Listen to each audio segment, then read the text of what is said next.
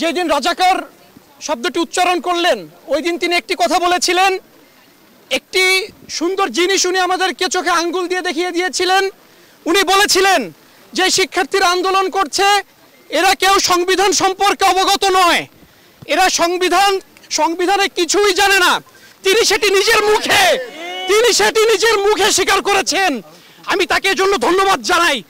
আজকে 2024 সালে এতগুলো মানুষ খুন হওয়ার পরেও তিনি জাতির কাছে ক্ষমা চাওয়ার যে দাবিটি আমাদের রয়েছে 8 দফা 9 দফা দাবির মধ্যে, এই দায়টি নেওয়ার যেই বিষয়টি রয়েছে প্রধানমন্ত্রীর, তিনি কিন্তু সেটিকে এড়িয়ে যাচ্ছেন।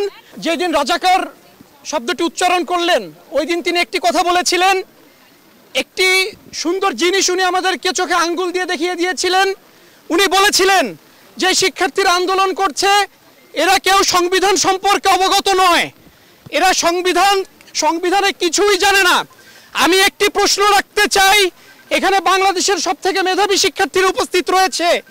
আমরা যখন ছোট ছিলাম আমাদের ভাগ্নির আজকে যারা ছোট, আমি দেখেছি তারা স্কুল ব্যাগ নিয়ে যখন স্কুলে যায় সেই ব্যাগে 14 থেকে 15টি বই থাকে, অথচ একটি ছোট সংবিধানের একটি লাইনও আমরা ছোটবেলা থেকে আজকে পর্যন্ত আমাদেরকে শেখানো হয় নাই।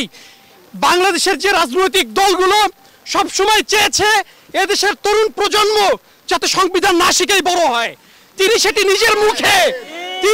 নিজের মুখে স্বীকার করেছেন। আমি তাকে এজন্য ধন্যবাদ জানাই।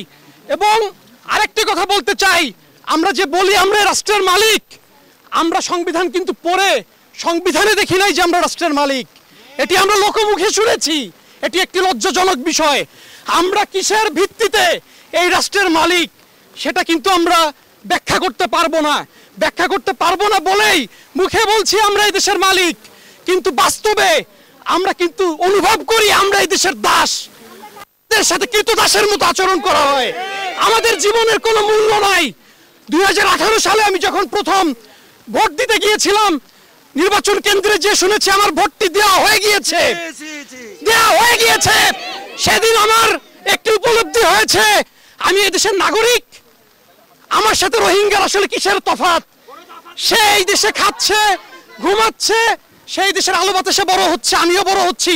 আমার নাগরিক অধিকার, আমার গণতান্ত্রিক অধিকার যদি আমি প্রয়োগ না করতে পারি তাহলে তার সাথে রোহিঙ্গার সাথে আমার কোনো তফাৎ নাই।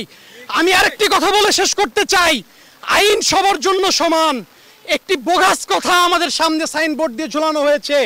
আমি একটি কথা বলতে চাই, একটি প্রশ্ন রাখতে চাই এই বিবেকের কাছে, রাষ্ট্রের বিবেকের কাছে। আজকে প্রধানমন্ত্রী শেখ হাসিনার সাথে যদি আমার কোনো একটি বিষয় নিয়ে একটি মতবিরোধ হয়, সেখানে যদি আদালত দেখে যে তার যে দোষের পরিমাণ সেটা আমার থেকে 1 চুল পরিমাণ বেশি, তাহলে তাকে কিন্তু আইন যদি সবার জন্য সমান হয় 1 চুল পরিমাণ বেশি শাস্তি তার হতে হবে, ঠিক কিনা ভাই? কিন্তু আজকে 2024 সালে এতগুলো মানুষ খুন হওয়ার পরেও তিনি জাতির কাছে ক্ষমা চাওয়ার যে দাবিটি আমাদের রয়েছে 8 দফা 9 দফা দাবির মধ্যে, এই দায়টি নেওয়ার যেই বিষয়টি রয়েছে প্রধানমন্ত্রীর, তিনি কিন্তু সেটিকে এড়িয়ে যাচ্ছেন।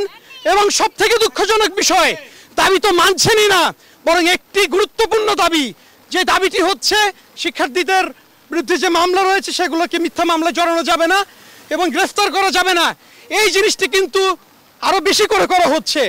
আমরা এই চলমান যে গ্রেফতার আতঙ্ক তৈরি করা হয়েছে, যে ভয়ের সংস্কৃতি তৈরি করা হয়েছে, আমি চাই আমাদের শিক্ষিত সমাজ, শিক্ষিত জনগোষ্ঠী সহ আমাদের বাংলাদেশের আপামর জনসাধারণ এই ধরনের নেক্কারজনক ঘটনাকে, বিভৎস ঘটনাকে রুখে দিবে।